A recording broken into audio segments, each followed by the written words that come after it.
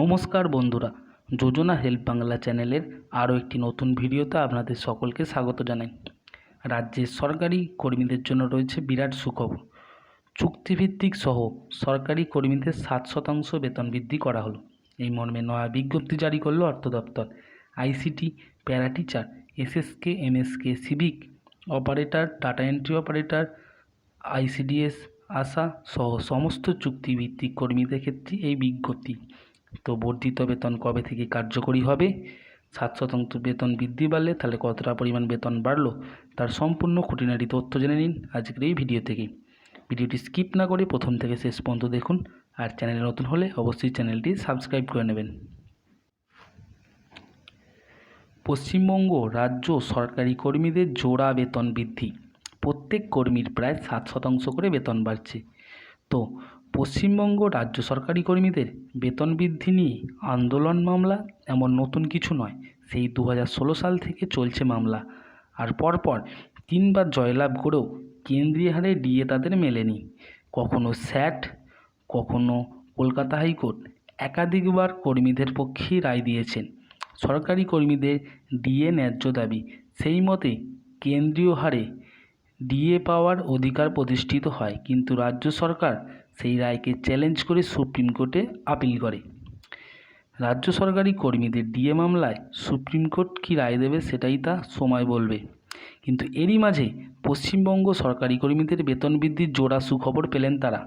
যদিও এর মধ্যে একটি সাধারণ নিয়মেই বেতন বাড়ে, অপরটি রাজ্য বাজেটেই ঘোষণা হয়েছিল। কিন্তু পরপর 2 ধাপে বেতন বৃদ্ধিতে ঠিক কতটা লাভবান হচ্ছে চলুন তা বিস্তারিত জেনে নিই।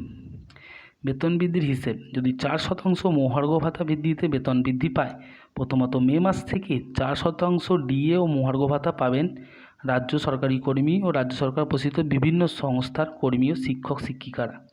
যার জেরে যাদের এখন 30,000 টাকা মূল মাইনে হলে প্রায় 1200 টাকা পর্যন্ত বেতন বাড়বে চলতি মাস থেকেই। অর্থাৎ যদি কারো 2500 টাকা বেসিক হয় তাহলে তার বাড়বে 1000 টাকা করে। যদি 30,000 টাকা বেসিক হয় তাহলে বাড়বে 1200 টাকা বেতন। 35,000 টাকা বেসিক হলে 1400 টাকা বেতন বাড়বে, আর 40,000 টাকা বেশি হলে 1600 টাকা বেতন বাড়বে। তো 25,000 টাকা বেশি হলে অবশ্যই কত বাড়ছে? 1000 টাকা করে বেতন। আর যদি 30,000 টাকা বেসিক হয় বাড়বে 1200, যদি 35,000 টাকা বেসিক হয় বাড়বে 1400, আর যদি 40,000 টাকা বেসিক হয় বাড়বে 1600। এছাড়া বার্ষিক 3% ইনক্রিমেন্ট, অর্থাৎ অতিরিক্ত 3%।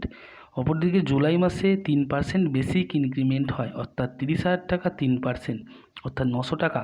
তার সাথে বাড়ি ভাতা অর্থাৎ HR যেটা, আর ডিএ সেই হারেই বাড়বে, অর্থাৎ বেসিক বেতন বাড়লে আনুষঙ্গিক সমস্ত ভাতাও বাড়বে। সেক্ষেত্রে কম বেশি 1500 টাকার মতো বেতন বাড়তে পারে, অর্থাৎ 2 মাসে কম বেশি প্রায় 2700 টাকার মতো বেতন বাড়ছে যাদের 30,000 টাকা বেসিক। অন্যদিকে যাদের মাইনে বেশি তাদের টাকার পরিমাণ আরও বেশি। এদিকে যাদের চাকরির বয়স 10 থেকে 18 বছর পূর্ণ হয়েছে তারা আরও 3% বেসিক বেতন বেশি পাবেন। অর্থাৎ সিনিয়র কর্মীদের আরও বেতন বৃদ্ধি হতে চলেছে জুলাই মাসেই, যার জেরে পুজোর আগে 1 সপ্তাহে মোটা টাকা হাতে পাবেন রাজ্যের কর্মীরা। যদিও তাদের দাবি এই প্রাপ্য অনেকটাই কম, তারপরে এই দ্রব্যমূল্য বৃদ্ধির বাজারে প্রায় 3,000 টাকা বেতন বৃদ্ধি নেহাতই কম নয়। তো বন্ধুরা, এই ছিল রাজ্যের সমস্ত সরকারি কর্মী ও চুক্তিভিত্তিক কর্মীদের বেতন বৃদ্ধি সংক্রান্ত একটা আপডেট। যদি ভিডিওটা ভালো লাগে অবশ্যই চ্যানেলটি সাবস্ক্রাইব করবেন এবং পাশে থাকবেন। ধন্যবাদ।